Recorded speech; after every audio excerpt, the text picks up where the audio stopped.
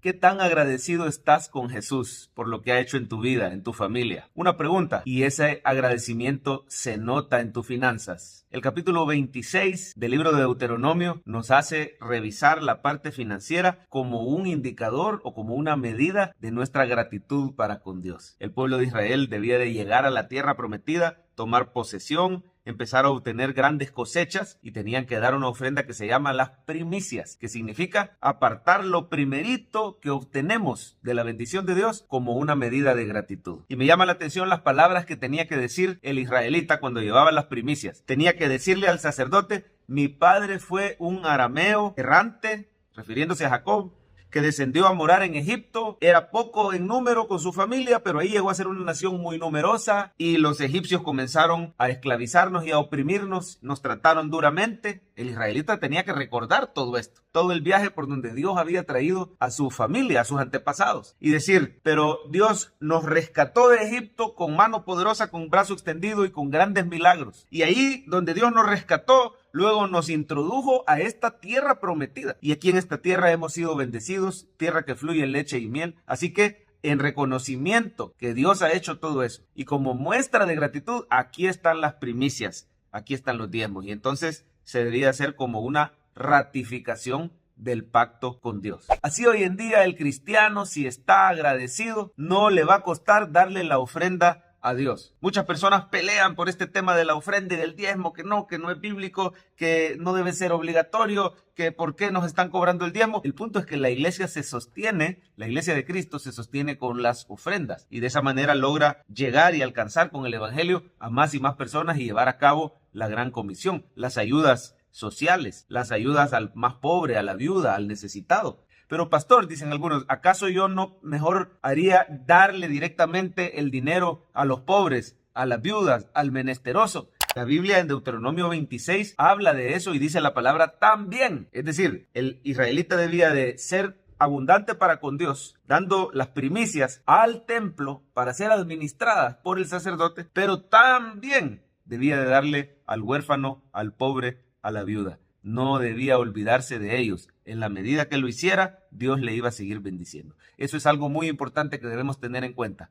Hay promesa de gran bendición para el que no se olvida de su primicia, de su ofrenda, de su diezmo al Señor y también de ser dadivoso con el pobre y con el necesitado. Muchos ponemos de excusa que no tenemos suficiente dinero y que cuando tengamos bastante, entonces vamos a ser dadivosos. Cuando yo gane, dicen algunos, pastor, cuando yo gane más de tanto, entonces voy a empezar a diezmar. Cuando yo tenga más de tanto, entonces voy a empezar a darle también al pobre y al necesitado. Ahorita yo soy el que necesito que me den, dicen algunos. Pero déjeme decirle algo, si no somos fieles en lo poco, ¿qué le hace pensar que vamos a ser fieles en lo mucho? Si no nos habituamos en lo poco a ser proporcionales. Por eso es que el diezmo es algo tan valioso, porque es un porcentaje que funciona ya sea que ganes $1,000 o que ganes $15,000 o que ganes $300. El 10% es proporcional. Entonces uno se debe de acostumbrar a ser fiel en lo poco, como aquella viuda pobre que Jesús vio en el templo, que llegó y dio muy poquito, pero ante los ojos de Dios, Cristo dice que ella dio más que todo, porque todos daban de su abundancia y de lo que les sobraba, pero esa viuda pobre dio todo su sustento. El Señor, más que el dinero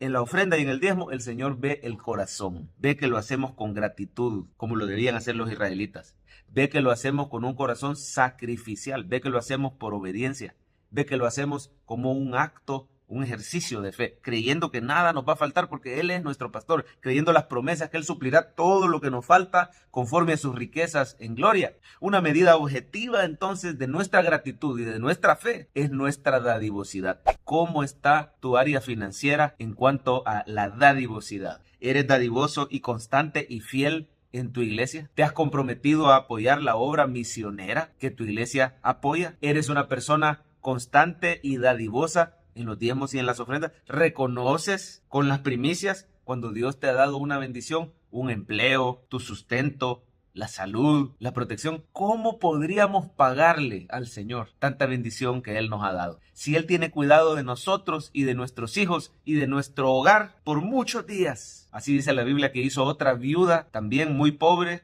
en tiempos del profeta Elías, una viuda que fue llamada por Dios para sostener materialmente al profeta Elías. Ella solo tenía un poquito de harina y un poquito de aceite y dice que se iba a dejar morir ella y su hijo cuando el profeta le dice: hazme a mí primero y después cocina para ti. Y dice que el Señor hizo un milagro tremendo, que la harina no escaseó ni el aceite cesó, y dice que comieron ella y toda su casa y el profeta por muchos días. Así es la provisión de Dios, cuando Él ve que somos fieles en lo poco. Ese es el punto de este video. No espere a que Dios lo haya prosperado hasta llegar a tener a saber cuánto de ingreso para empezar a ser fiel al Señor. Se es fiel hoy, se es fiel ya, se es fiel en lo poco, se es fiel en la escasez. Ahí es cuando demostramos nuestro amor, nuestra gratitud, nuestra fidelidad, nuestra fe al Señor. Y Él, que nos ve fieles en lo poco, nos va a promover a lo mucho. Esto es algo que tenemos que tener en cuenta, y es que Dios no se queda con nada. Hay cantidad de promesas que hablan acerca de la retribución que Dios le da al cristiano que cree en Él y que es fiel en las finanzas. El que siembra escasamente, escasamente también segará, dice la Biblia. El que siembra generosamente, generosamente también segará. Eso sí,